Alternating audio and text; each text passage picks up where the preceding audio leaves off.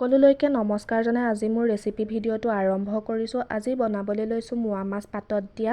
আপোনালোকে ভিডিঅ'টো সম্পূৰ্ণকৈ চাবচোন আৰু ভাল লাগিলে লাইক কমেণ্ট শ্বেয়াৰ কৰি দিব। মোৱা মাছ কেইটা ভালকৈ পেটু গুচাই লৈ ধুই ল'লোঁ।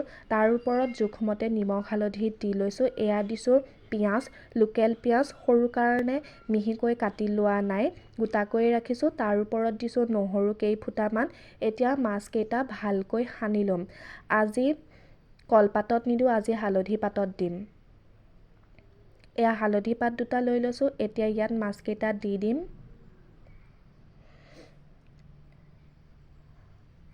মিহিকৈ কাটি থোৱা মান ধনিয়া পাত ইয়াৰ ওপৰত দি দিম এতিয়া। আৰু দিম নেমু পাত দুটা। ফালি থোৱা কেঁচা জলকীয়া দি পাতখিলা মেৰিয়াই লৈ ভালকৈ কেৰাহীত সেক দিম। এয়া সেক দিয়া হৈ গৈছে। মাছকেইটা পাতখিলাৰ পৰা উলিয়াই ল'লোঁ। এতিয়া ইয়াৰ ওপৰত দিম কেঁচা মিঠাতেল আৰু দিম নেমু ৰস। নেমুৰ ৰসটো নিদিলে কিন্তু ভাল নালাগে, এইটো দিবই লাগে। আৰু দিম মান ধনিয়া পাত।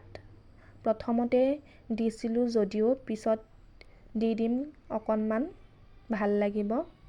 এয়া এতিয়া ভালকৈ সানি ভাতৰ লগত পৰিৱেশন কৰিম। যিসকলে মোৰ চেনেলটো ছাবস্ক্ৰাইব কৰা নাই, প্লিজ আপোনালোকে চেনেলটো ছাবস্ক্ৰাইব কৰি ল'ব।